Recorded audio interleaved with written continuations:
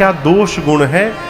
नारद जी पार्वती जी का हाथ लिए और कहे महाराज, आपकी बेटी समस्त सद्गुणों की खान है। इनका नाम उमा अंबिका भवानी होगा, इनका सौभाग्य खंड होगा। संसार की स्त्रियां आपके बेटी के ही नाम का स्मरण करके पातिव्रत धर्म का पालन करेंगी।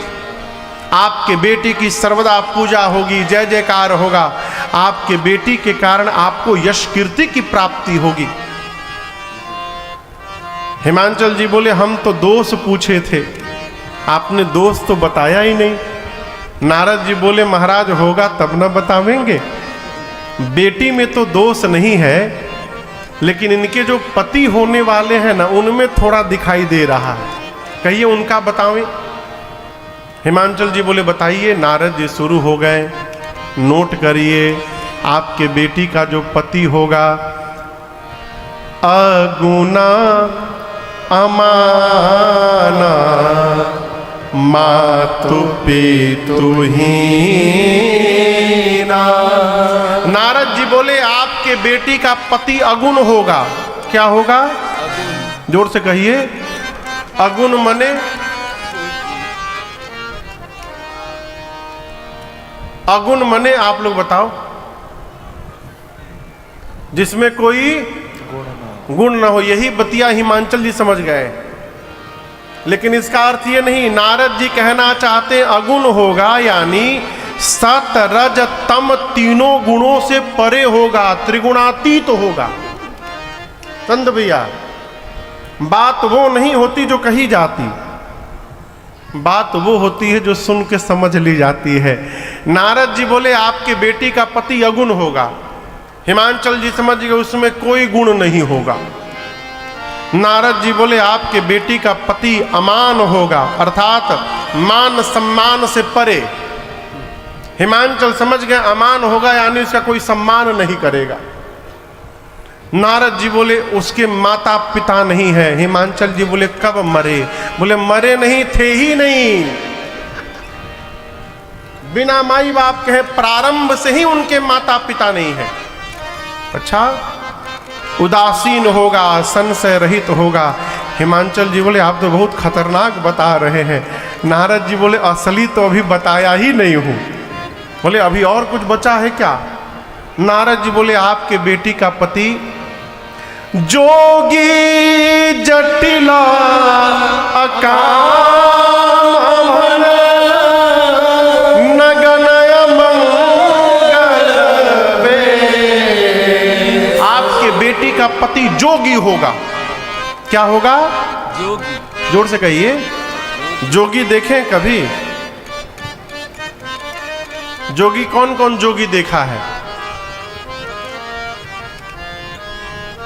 कोई हाथे नहीं उठा रहा है। आप लोग जोगी नहीं देखे हैं? हमारे यहाँ गोरखपुर में एक संप्रदाय है, नाथ संप्रदाय। वही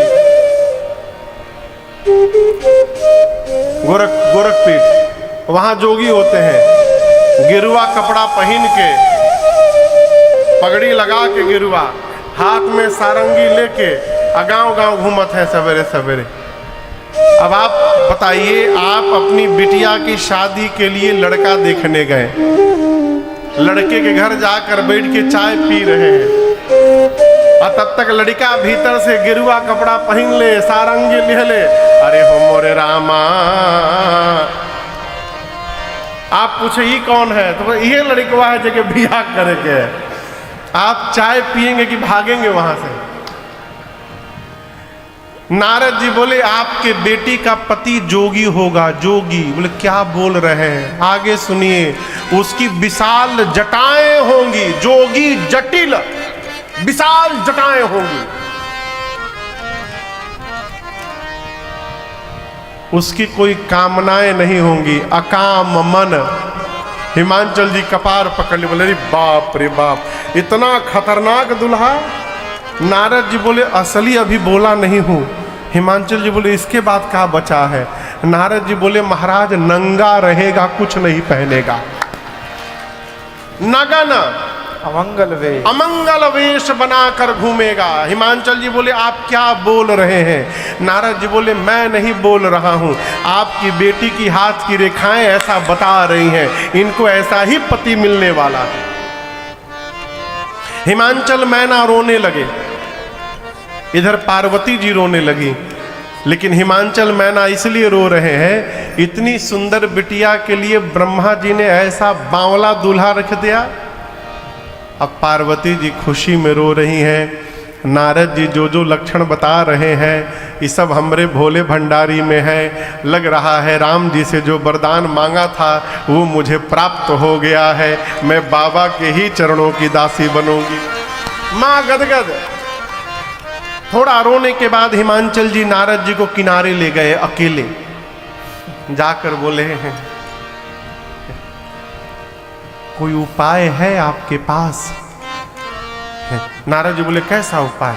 हिमांचल बोले चेंज द दूल्हा, दूल्हा बदल दीजिए, कुछ भी करिए दूल्हा बदल दीजिए। हिमांचल जी की बात सुनकर नारद जी बोले दूल्हा बदल दे? अरे कह मुनि सहिमवंत सुनो, जो विधि लिखा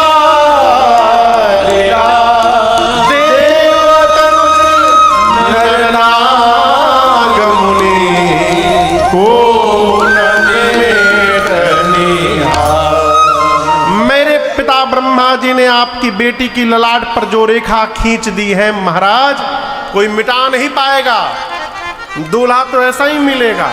लेकिन हम एक बात बताएं आपको, जो जो मैंने लक्षण बताए हैं दूल्हे के, इस पूरे ब्रह्मांड में वो सारे लक्षण केवल एक ही व्यक्ति के भीतर हैं। वो कौन है? शंकर जी के भीतर है। और हम एक बात कहना चाहते हैं, समर्थ कहूं नहीं दोष गोसाई। समर्थवान को दोष नहीं लगता। बड़ा आदमी कैसनो कपड़ा पहन ले फैशन के नाम पे निकल जाएगा। आजकल लोग पैसा लगा के फाटल फाटल कपड़ा पहनत है। हाँ, हमसे कोई कह रहा था महाराज जो कपड़ा जितना फटा उतना महंगा। क्यों? बड़े आदमी है ना, कोई दोष नहीं लगेगा। यहाँ हिमांचल जी ने नारद जी ने उदाहरण दिया, रवि पावक सुर सरी की सूर्य का प्रकाश जिस पर भी पड़ जाए, पवित्र पवित्र पर सूर्य में दोष नहीं लगता। गंगा जी में जो बही जाए, गंगा जी पवित्र नहीं होती। विष्णु भगवान सर्प पर सोते हैं, शेष सैया पर, लेकिन उनको दोष नहीं लगता, समर्थवान है। अग्नि में जो भी भस्म कर दीजिए, अग्नि पवित्र रहते हैं, इनमें दोष नहीं लगता, ये समर्थवान है। हिमांचल जी बोले ये चारों समर्थवान है, इन चारों से मेरे बेटी के पति का क्या लेना देना? हिमांचल जी की बात सुनकर नारद जी बोले महाराज यदि ये चारों समर्थवान है, विष्णु, सूर्य, अग्नि और गंगा, ये चारों समर्थवान है, इनमें दोष नहीं लगता, तो जो इन चारों को अपने में धारण करके बैठा है वो महासमर्थवान है, उनमें कैसे दोष लगेगा? हृदय में भगवान विराजमान है, यहाँ गंगा है, तीन नेत्र में एक सूर्य है और एक अग्नि है, चारों के चारों भगवान शंकर में है। भगवान शंकर महासमर्थवान है, दोष नहीं लगेगा। अब मैं कहता हूं वर तो अनेक है संसार में, परंतु आपकी बेटी के लिए शंकर जी को छोड़कर दूसरा कोई वर नहीं है। महाराज मैं इसीलिए आया हूं, आपकी बेटी यदि तपस्या करेंगी तो भगवान शंकर इनको अवश्य प्राप्त होंगे। जैसे पार्वती मैया ने सुना मां ने जाकर इतना कठोर तप किया है, छोटी सी अवस्था में इतना कठोर तप किया। अब यहां दर्शन करिए, वो तो साक्षात भवानी है, उनको तपस्या करने की क्या आवश्यकता थी? पिछले जन्म में बिना तपस्या किए शंकर भगवान से विवाह हो गया था, तो शंकर जी की कोई बात माई नहीं मानती थी। बिना तपे यदि कुछ मिल जाए ना तो उसका मूल्य पता नहीं चलता।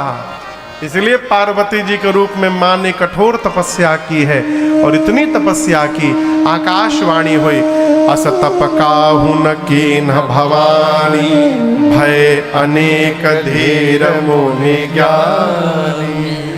आकाशवाणी ने कहा, पार्वती जी आपकी मनोकामना पूरी हो गई, आपके मन में जो बसे हैं वही आपको प्राप्त होंगे, आप भवानी बनेंगी। पिताजी बुलाने आए तो घर लौटिएगा, सप्त ऋषि यदि मिल जाएं तो आप हमारे वचन को सत्य समझिएगा। इधर भगवान शिव को सती मैया के शांत होने के बाद वैराग्य हो गया, कैलाश से निकल पड़े। एक दिन राम जी ने प्रकट होकर दर्शन दिया शंकर जी को और कहा शंकर भगवान से कि बाबा यदि कुछ मांगूंगा तो आप मुझे देंगे। किसने कहा? जोर से कहिए। हाँ, बीच में जोर से बोला करिए। किसने कहा? राम जी ने। क्यों? इससे पता चलेगा कितने लोग सो रहे हैं, कितने लोग कथा सुन रहे हैं। किसने कहा? राम जी ने कहा कि बाबा यदि मैं कुछ मांगूंगा तो आप देंगे। शंकर जी ने कहा जो आज्ञा करिए प्रभु। राम जी ने कहा जाय विवाह